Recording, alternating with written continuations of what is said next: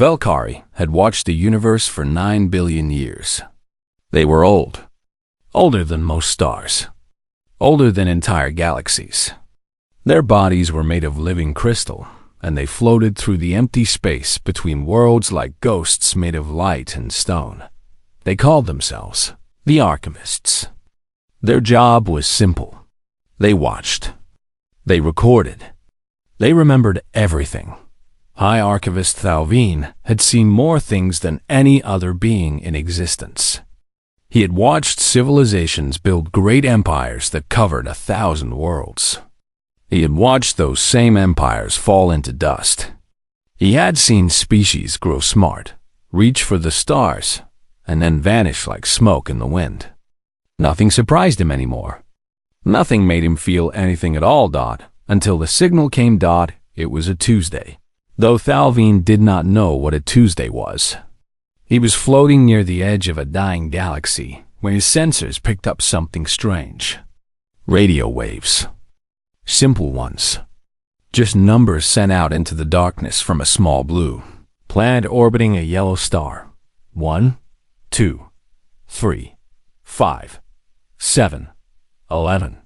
13 prime numbers. The kind of pattern that only a thinking mind could create. Thalvin stopped moving. For the first time in 300 million years, he felt something cold spread through his crystal body. It took him a moment to recognize the feeling. Fear. He sent out a call to the other elders. The message was simple and urgent. Come to the Hall of Memory. Now, the Hall of Memory was the oldest structure in the universe. It had been built before most galaxies existed. Its walls were made of condensed starlight, and its floors were carved from the cores of dead stars. No one remembered who built it. Some said it had always been there, waiting for someone to use it. The elders arrived one by one. There were 12 of them, ancient beings from races that had long since faded from existence. They were the last of their kinds, kept alive only by their connection to the hall and its power. Thalvin stood at the center of the great chamber and played the signal for all of them to hear. 1, 2, 5, 7, 11, 13. The room was silent for a very long time. Where did this come from? Asked Elder Vernash, his form flickering like a candle in the wind. A planet called Earth, Thalvin replied. Third planet from a yellow star in the outer arm of a spiral galaxy. The locals call their galaxy the Milky Way. Earth, repeated Elder Silvara, and her voice carried the weight of memories older than time. The humans. That single word changed everything. The elders, who had faced the death of stars without flinching, began to tremble.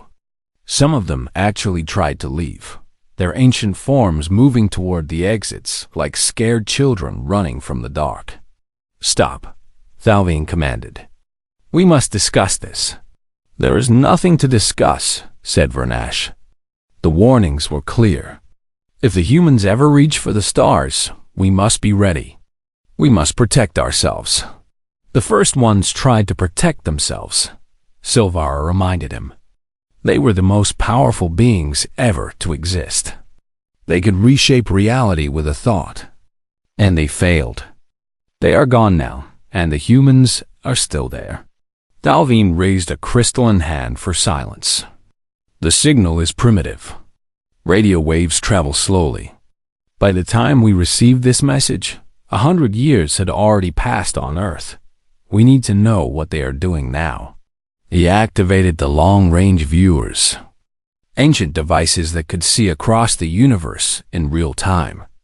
The image that appeared made everyone in the room go still. Earth had changed. The cities were bigger. The lights at night were brighter. And there, orbiting the planet, were artificial structures. Space stations, satellites, ships. They have left their world, Thalvin said quietly. They have begun to spread.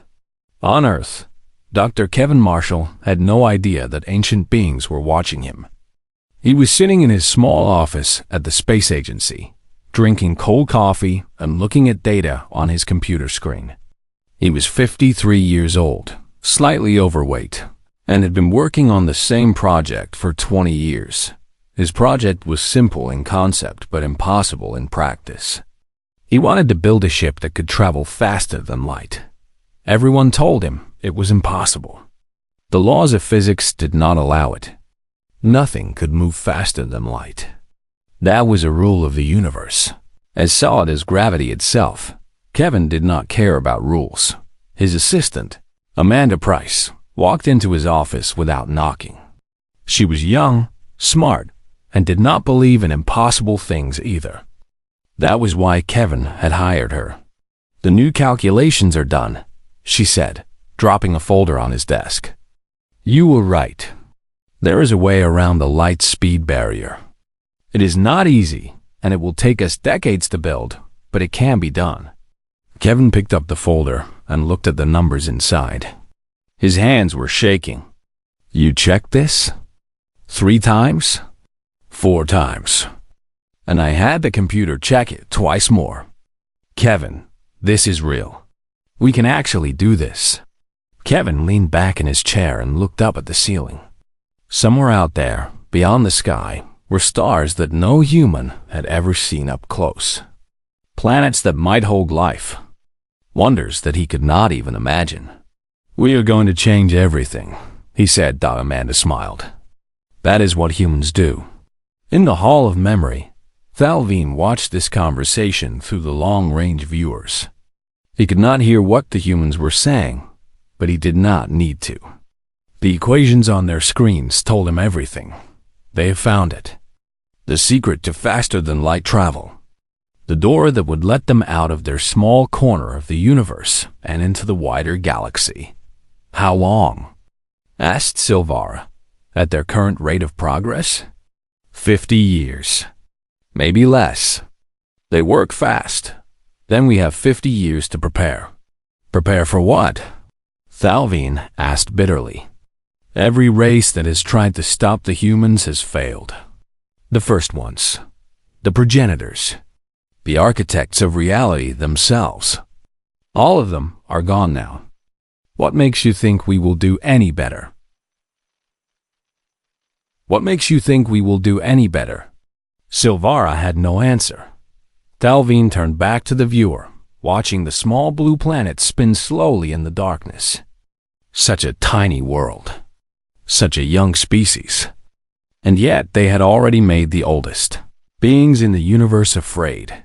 He remembered the words carved into the deepest vault of the Hall of Memory, written by the first ones before they disappeared forever. They do not accept impossible. They do not surrender. They do not stop. And when you push them, they push back harder than anything in existence. Do not try to fight them. Do not try to stop them. Hide and hope they do not find you. The first ones had hidden, the humans had found them anyway. Thalvin closed his eyes and began to compose a message to every inhabited world in the galaxy. The warning that had been passed down through billions of years was about to become real. The humans were coming, and the universe would never be the same again. 50 years passed after first contact, and the galaxy changed in ways that no one had predicted. Humanity spread faster than anyone thought possible. They built colonies on a dozen worlds. They made trade agreements with 20 different alien species. They learned new technologies and shared their own in return. Everywhere they went, they left their mark. The ancient powers watched with growing concern. The Silurians had been the first to make peace with humanity, and for a while, it seemed like that peace would hold. But humans were never satisfied with peace. They always wanted more. Thalvin called a meeting of the Council of Ancients, the first such gathering in 2 billion years. Representatives came from every corner of the galaxy, species so old that they had forgotten their own origins, civilizations so vast that they spanned entire star clusters. The Hall of Memory had never been so full. "We must decide what to do about the humans," Thalvin announced. his crystal form glowing with the weight of his words. They have grown too powerful to ignore. Soon they will be stronger than all of us combined. Elder Vernash, who had lived for 9 billion years, spoke with a voice like grinding stone. I say we destroy them now, while we still can. Send the fleet of shadows. Burn their worlds. End this threat once and for all. That has been tried before, reminded Elder Silvara. The first ones tried it. The progenitors tried it. Both times, the humans survived and came back stronger. Violence does not work against them. Then, what do you suggest? That we simply wait until they conquer us all? The argument went on for hours, then days, then weeks. The ancient beings could not agree on anything. Some wanted war. Some wanted surrender.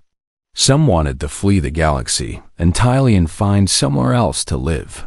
While they argued, humanity kept growing. Ambassador Patricia Hoffman was the leader of the human delegation that arrived at the Hall of Memory. She was 60 years old, with white hair and eyes that had seen more than most people could imagine.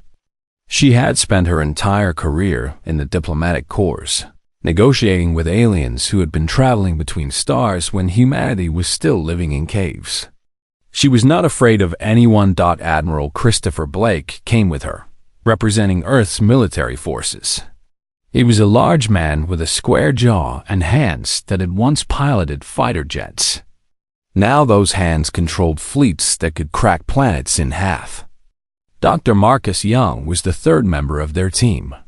He was the galaxy's leading expert on ancient history, a man who had spent 50 years studying the records of dead civilizations. He knew more about the first ones than anyone alive. Thalvine met them at the entrance to the hall. The ancient archivist towered over the humans like a mountain of living crystal. Ambassador Hoffman, you are the first of your kind to enter this place. I hope you understand the honor. Patricia smiled politely. Hi, Archivist. Thank you for inviting us. We are eager to learn what the Council has decided. The Council has not yet reached a decision. That is why you are here. We wish to understand your species better before we choose our path. He led them into the Hall of Memory, and even Marcus, who had studied images of this place his whole life, felt his breath catch in his throat. The walls stretched up forever, covered with glowing symbols that recorded every event in the history of the universe. The floor was made of compressed starlight, and walking on it felt like walking on a frozen rainbow. The Council of Ancients sat in a circle at the center of the hall. They were terrifying beings, shapes and colors that the human eye could barely comprehend. Some of them had bodies. Some of them were just clouds of energy or thought. All of them were older than the stars. Thalvine took his place among them and gestured for the humans to stand in the center of the circle. Speak, Ambassador. Tell us why we should not destroy your species. Patricia did not flinch. With respect, High Archivist, that is not a question I am willing to answer. I will not beg for humanity's survival. We have earned our place in this galaxy through blood and struggle and sacrifice. If you want to take that from us, you will have to fight for it. Murmurs ran through the council. No one had ever spoken to them this way. No one had ever dared. Admiral Blake stepped forward. Let me be clear about something. If you attack Earth, we will fight back. If you destroy our colonies, we will rebuild them. If you try to wipe us out, some of us will survive and come back stronger. That is what we do. That is what we have always done. You cannot defeat us, said Elder Vernash, his voice dripping with contempt. We have been fighting wars since before your planet existed. Maybe, Blake replied calmly, but we have been surviving since before your oldest records, and we have gotten very good at it. Dr. Marcus Young raised his hand, asking for permission to speak. Thalvine nodded. Council members, I have spent my life studying your histories, the records you keep here in the Hall of Memory, and I have noticed something interesting. He paused, looking around at the ancient beings. Every species that has tried to stop humanity has failed. But more than that, every species that has tried to stop humanity has disappeared. The first ones, the progenitors, the architects of reality. Where are they now? The question hung in the air like poison. We are still here, Silvar said quietly. We survived because we did not fight the humans. We hid from them instead. Yes, Marcus agreed. And now the hiding is over. So what will you do? Will you follow the path of the first ones and disappear? Or will you try something different? Dalvin leaned forward, his crystal body catching the light in patterns that seemed almost like curiosity. What would you suggest, Dr. Young? Partnership. Real partnership, based on mutual respect. You have knowledge that humanity needs. We have energy and creativity that your ancient civilizations have lost.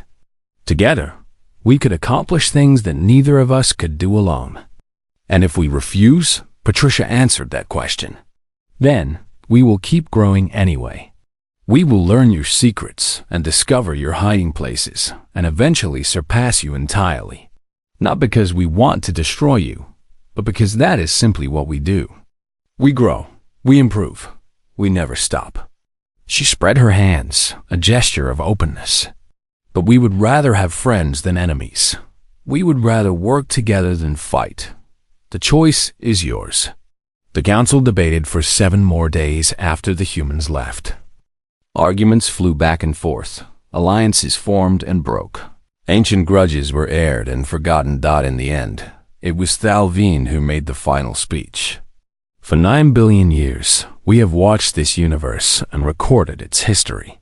We have seen countless species rise and fall. We have seen empires built and destroyed. And in all that time, we have never seen anything like humanity. He paused, letting his words sink in. The humans are not monsters.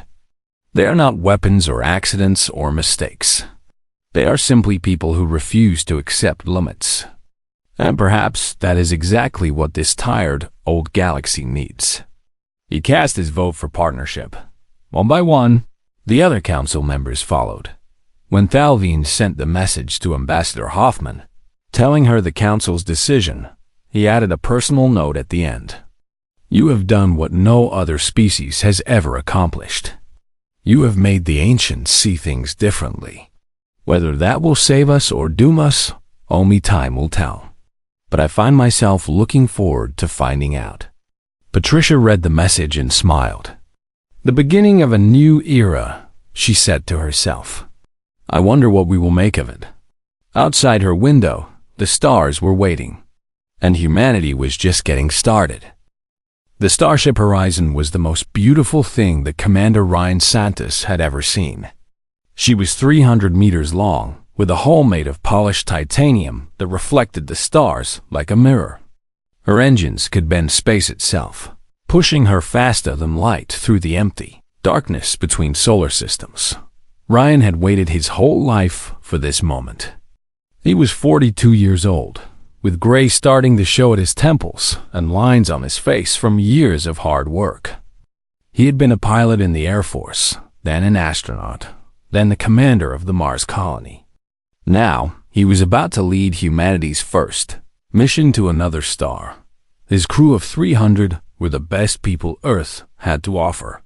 Scientists, engineers, doctors, soldiers. All of them had trained for years for this mission.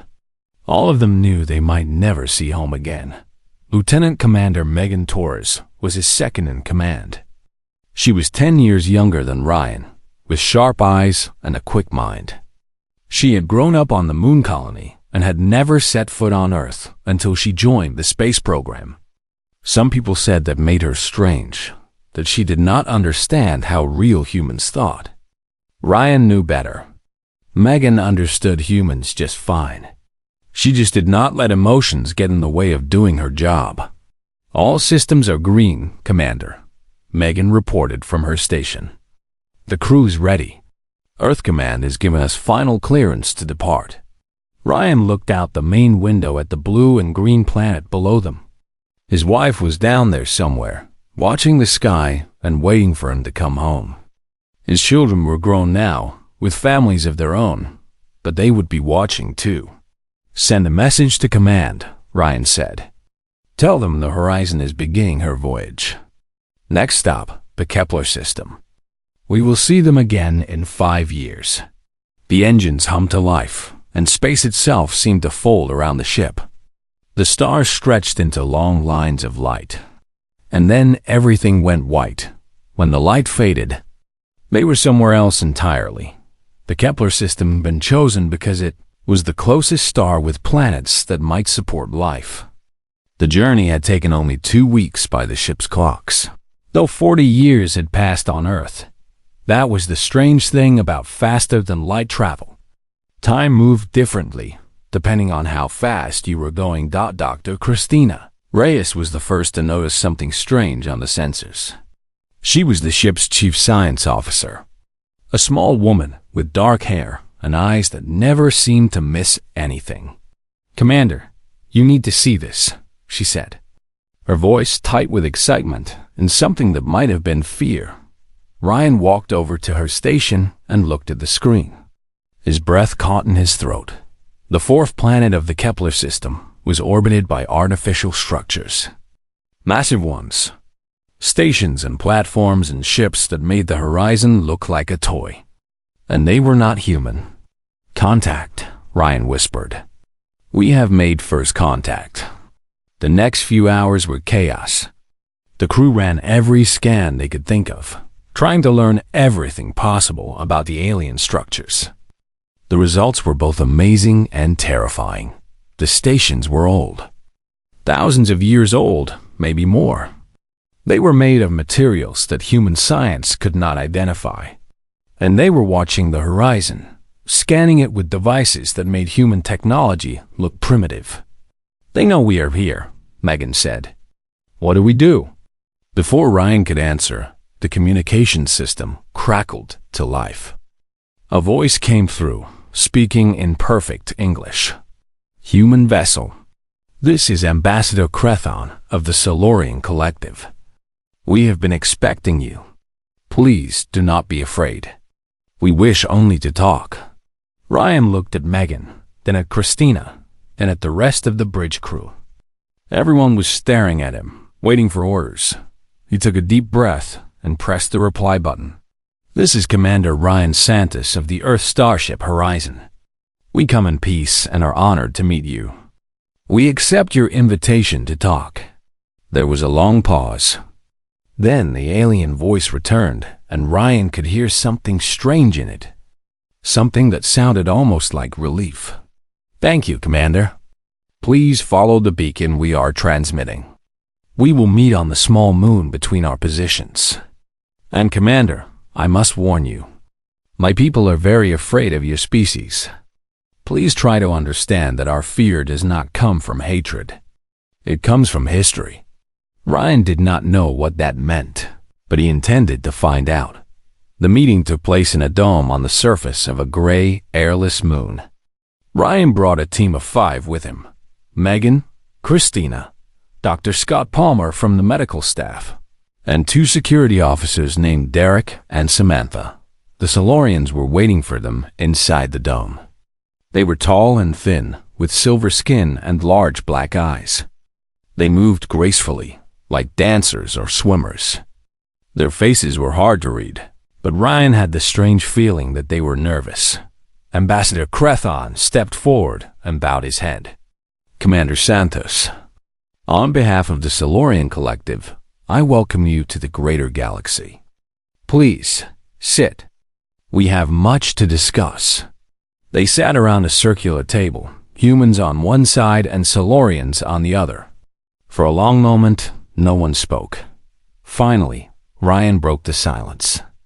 "Ambassador, you said your people are afraid of us. I would like to understand why. As far as we know, we have never met any alien species before. How can you be afraid of us?" Crethon closed his large eyes and let out a long breath. "Commander, what I am about to tell you may be difficult to believe, but I promise you, every word is true." He told them about the archivists and the Hall of Memory. He told them about the first ones and their failed attempts to stop humanity. He told them about the warnings that had been passed down through billions of years. From species to species, always the same message: fear the humans. They cannot be stopped. They cannot be controlled. They will change everything. When he finished, the dome was silent. Ryan's team looked at each other with wide eyes. Scott spoke first. "You are saying that alien civilizations have been watching us for millions of years? That they have been afraid of us this whole time?" "Yes," Crethon replied simply. "But why?" Megan asked. "What did we do that was so terrible?" Crethon turned his dark eyes toward her. "You survived. Again and again, in situations that should have killed any other species. You adapted, you grew, you spread. And you never, ever gave up. To beings who have seen 1,000 civilizations rise and fall, that is the most terrifying thing in the universe." Ryan sat back in his chair and tried to process what he was hearing. All his life, he had wondered if humanity was alone in the universe. Now he knew they were not alone. They were surrounded by ancient powers who had been watching them, hiding from them, fearing them. It should have made him angry. Instead, he felt something strange. Something like pride. "Ambassador," he said slowly, "I cannot speak for all of humanity, but I can tell you this. We did not come here to conquer or destroy. We came to explore, to learn, to meet whoever else might be out there." Crethon studied him for a long moment. "And if we asked you to turn around and go home? To leave the galaxy to those who were here first?" Ryan smiled. "With respect, Ambassador, that is not going to happen. We have spent our entire history dreaming of the stars. Now that we are finally here, we are not going back." The Solarian nodded slowly. "I expected you to say that. The old records said you would." "Very well, Commander. If humanity will not stay hidden, then perhaps it is time to try something different. Perhaps it is time to stop being afraid and start being friends instead." He extended a silver hand across the table. Ryan took it without hesitation. "Friends," he agreed. "I think I can work with that." The message from Thalvine spread through the galaxy like fire through dry grass. Within days, every spacefaring civilization knew the terrible news. The humans were awake. The humans were building ships. The humans were coming. The reactions were different, but the fear was the same. On the water world of Solaris, Ambassador Crethon called an emergency meeting of the Collective Council. The Solarians were tall beings with silver skin and large dark eyes. They had been traveling between stars for 2 million years. They thought of themselves as wise and powerful. Now they sat in their council chamber and argued like frightened children. "We must attack them first," said General Takvorn, his silver fists pounding the table, "before they become too strong. We can destroy their planet and end this threat forever." "The first ones tried that," replied Counselor Yilmara, her voice tired and sad. "They sent a weapon that could crack planets in half. It did not work. The humans survived. They always survive. Then, what do you suggest? That we simply wait for them to come and destroy us? I suggest we stop acting like the humans are monsters. They are just people. Young, yes. Aggressive, perhaps. But maybe we can talk to them. Maybe we can teach them to be peaceful." General Takvorn laughed, but there was no humor in the sound. "You have not read the old records, have you? The histories from before the fall? The humans cannot be taught peace. They do not want peace. They want everything. In the deep archives beneath the council chamber, there were files that no one had opened in a very long time. Files that contained the true history of humanity, as recorded by those who had watched them from the beginning. Crethon went to those archives alone, after the council meeting ended without any decision. He was old for a Solarian, nearly 800 years, and he had spent most of his life studying alien cultures. He thought he understood the universe. He thought he had seen everything. The files changed his mind. The records went back millions of years, to a time when humans were still animals walking on four legs in the forests of their world. The first ones had found Earth back then, during one of their surveys of young planets. They had seen many species with potential, but the humans caught their attention in a way that others did not. The humans were weak. They had no claws, no fangs, no armor. They could not run fast or swim deep. By every measure, they should have died out long before they had a chance to evolve further. But they did not die out. When the climate changed and the forests turned to grasslands, the humans changed too. They stood up on two legs. They picked up rocks and sticks and turned them into weapons. They learned to work together, to hunt animals much larger and stronger than themselves. The first ones watched with growing concern as the humans spread across their planet. They adapted to every environment: deserts, mountains, frozen wastelands, places where no other animal could survive. The humans found a way to live there anyway. They refused to accept limits, one of the first ones had written. They look at a mountain and see something to climb. They look at an ocean and see something to cross. They look at the sky and see somewhere to go. This is not normal. This is not how species are supposed to behave. The first ones decided to intervene. They sent teachers to Earth, beings who looked like humans but carried the knowledge of 1 billion years. These teachers tried to guide humanity toward peace. They tried to teach them to accept their place in the universe, to be content with what they had taught. It did not work. The humans listened to the teachers. They learned everything the teachers had to offer. And then they asked for more. When the teachers said there was no more, the humans started figuring things out for themselves. They took the knowledge they had been given and built upon it, creating things that the first ones had never imagined. They learned too fast, another record stated. We gave them fire, and within generations, they had built forges and steel. We gave them writing, and they created libraries and philosophies. We gave them mathematics, and they started asking questions about the stars. This must stop. The first ones tried to stop it. They sent diseases to reduce the human population. They reduce the human population.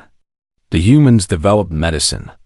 They sent natural disasters to destroy human cities. The humans rebuilt them bigger and stronger than before. They even tried to change human minds directly, to remove their curiosity and ambition. The humans fought back. They did not know what was happening or who was responsible, but they resisted anyway. Their minds rejected the changes. Their bodies healed themselves. Their spirits refused to break. After 10,000 years of trying, the first ones gave up. They wrote their final warning in the deepest vault of the Hall of Memory, and then they left the galaxy entirely. Some say they are still out there, hiding in the spaces between dimensions, waiting to see what the humans will do. Cretham finished reading the files and sat in silence for a long time. His hands were trembling. His hearts were beating too fast. All his life, he had believed that the Silurians were one of the great powers of the galaxy. He had believed that wisdom and age gave them strength.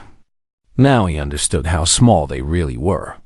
The humans had defeated the first ones, not with weapons or armies, but simply by being themselves, by refusing to give up, by refusing to accept that anything was impossible. And now they were building ships that could cross the stars. Crethon made a decision. He would not support General Takvorn's plan to attack Earth. Such an attack would fail, just as every other attack had failed. But he would not support Yilmar's plan for peace either. The humans could not be taught to be peaceful. That was not in their nature. Instead, Crethon would do something that no one had tried before. He would go to Earth himself, He would meet the humans face to face. He would try to understand them, not as monsters or threats, but as people. Maybe that was the answer.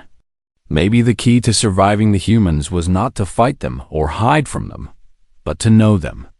To see them as they really were. Not as the legend said they were. It was a dangerous plan. It might get him killed. But Crefin was old, and he had already lived a long life. If his death could help his people survive, then it would be worth it. He sent a message to Thalvine, telling the High Archivist of his plan. Then he began to prepare for the longest journey of his life. On Earth, Kevin Marshall and Amanda Price were celebrating. Their research had been approved for full funding. In 10 years, they would have a working prototype of the faster-than-light engine. In 20 years, they would have ships ready to explore the galaxy. Kevin raised a glass of champagne and smiled at his team. "To the future," he said. "To the future," they replied. None of them knew that the future was already watching, afraid of what they might become. 200 years had passed since the Council of Ancients voted for partnership with humanity. In that time, the galaxy had changed more than it had in the previous billion years. The old ways were gone. The hiding, the fear, the endless waiting for the universe to die. In their place was something new. Something that the ancient races had thought was impossible. Hope. Ambassador Andrew Coleman stood at the podium of the Galactic Assembly, looking out at a crowd that would have driven his ancestors mad with wonder. There were thousands of delegates from hundreds of worlds, beings of every shape and size and color imaginable. Some had bodies made of flesh and bone. Some were clouds of living gas. Some existed only as patterns of thought in vast computer networks. All of them were here because of humanity. 300 years ago, Andrew began, his voice carrying through the great hall. The first human ship crossed into interstellar space. Our crew of 300 was scared and excited and had no idea what they would find. They had been told stories all their lives about the emptiness of space, about how humans were alone in the universe, about how the stars were nothing but distant balls of fire with nothing interesting between them. He smiled, and even the aliens who did not understand human facial expressions could feel the warmth in it. Those stories were wrong. The assembly listened as Andrew described the history that had led to this moment. The first contact with the Silurians, the meeting at the Hall of Memory, the vote of the Council of Ancients, and everything that had come after. At first, the partnership had been difficult. The ancient races did not trust humanity, and humanity did not fully understand the ancient races. There were mistakes and misunderstandings, arguments and accidents. Some people on both sides wanted to give up, to go back to the old ways of hiding and fear. But the partnership survived because both sides needed it. The ancient races had knowledge that went back billions of years. But they had stopped learning new things a long time ago. Their societies were frozen, unchanging, waiting for death. Humanity gave them energy, creativity, and a reason to look forward instead of backward. Humanity had energy and ambition, but they lacked the wisdom that came from experience. The ancient races taught them patience, showed them mistakes that others had made, helped them avoid disasters that would have taken centuries to fix. Together, they accomplished things that neither could have done alone. They built networks of gates that connected every corner of the galaxy, making travel between stars as easy as walking across a room.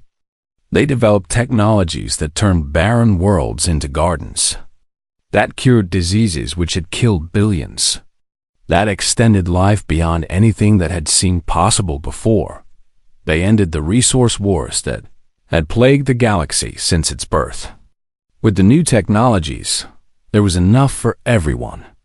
Scarcity became a memory, and with it went most of the reasons for conflict. They even began to heal the ancient wounds between species that had hated each other for longer than humanity had existed. Human diplomats had a gift for finding common ground, for seeing the people behind the politics, for turning enemies into friends. We are not perfect, Andrew admitted to the assembly. Humanity has made terrible mistakes in its history. We have wars and violence and cruelty in our past. We are not proud of everything our species has done. He paused, looking around at the gathered delegates. But we learn from our mistakes. We grow. We get better. And we brought that ability with us to the stars. Not as a weapon, but as a gift. Thalvin was there, floating near the back of the Great Hall. The ancient archivist had changed in the past 200 years. He was no longer just an observer, recording history as it happened around him. Now he was part of the history himself. He remembered the fear he had felt when he first detected humanity's radio signals. He remembered the warnings from the first ones, the predictions of destruction and chaos. He remembered believing that humanity would be the end of everything the ancient races had built. He had been wrong. Humanity had not destroyed the old order. They had transformed it into something better. And Thalvin, who had seen more things than any other being in existence, found himself feeling something he had never felt before. Gratitude. After the assembly session ended, Thalvin found Andrew standing alone on an observation deck, looking out at the stars. The human ambassador was tired, but happy, the kind of exhaustion that came from doing important work. A fine speech, Thalvin said, floating up beside him. Your species has a talent for words. Andrew laughed softly. We have a talent for a lot of things. Some of them good, some of them bad. Yes, that is what makes you so interesting. They stood in silence for a while, watching the stars turn slowly above them. Can I ask you something? Andrew said eventually, Of course. Do you still fear us? After everything that has happened, after all the partnership and cooperation, do the ancient races still look at humanity and feel afraid? Thalvin considered the question carefully before answering. Fear is a strange thing, Ambassador.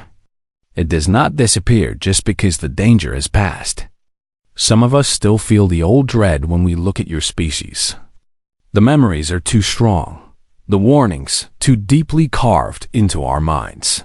He paused, and when he spoke again, his voice was softer. But fear is not the only thing we feel anymore. We also feel admiration, curiosity, affection, and yes, hope. You have taught us that the future does not have to be a slow march toward death. It can be something to look forward to instead of something to dread. Andrew nodded slowly. That means a lot, coming from you. It should. I do not give compliments often. They both laughed at that. Human and ancient being sharing a moment of warmth in the cold light of the stars. In the Hall of Memory, Thalvin made his final entry in the great records. He had been thinking about what to write for a long time, how to summarize everything that had happened since humanity reached the stars. In the end, he kept it simple. The ancient ones remembered, he wrote. They remembered the warnings and the fear and the terrible predictions. They remembered the first ones and the progenitors, and all the others who had tried and failed to stop the rise of humanity. They remembered believing that this young species would be the end of everything. They were wrong. Humanity was not the end. They were the beginning of something new, something better, something that the tired old universe desperately needed. The ancient ones still remember. They remember everything. But now, when they think of humanity, they do not feel fear anymore. They feel wonder. They feel gratitude. They feel hope. And they look forward to seeing what the humans will do next. He sealed the entry and looked out through the great windows of the hall, watching the galaxy spin slowly in the darkness. Somewhere out there, humans were building new worlds, making new discoveries, dreaming new dreams. The universe would never be the same. And for the first time in 9 billion years, Thalvin thought that might actually be a good thing. Far away, on a small blue planet that was no longer the only home of humanity, but would always be where they started. A child looked up at the night sky and dreamed of the stars. She did not know about the ancient, Ones or the first ones or the long history of fear and prophecy. She only knew that the universe was vast and full of wonders, and that someday she would explore it. Her name was Lily, and she was 7 years old.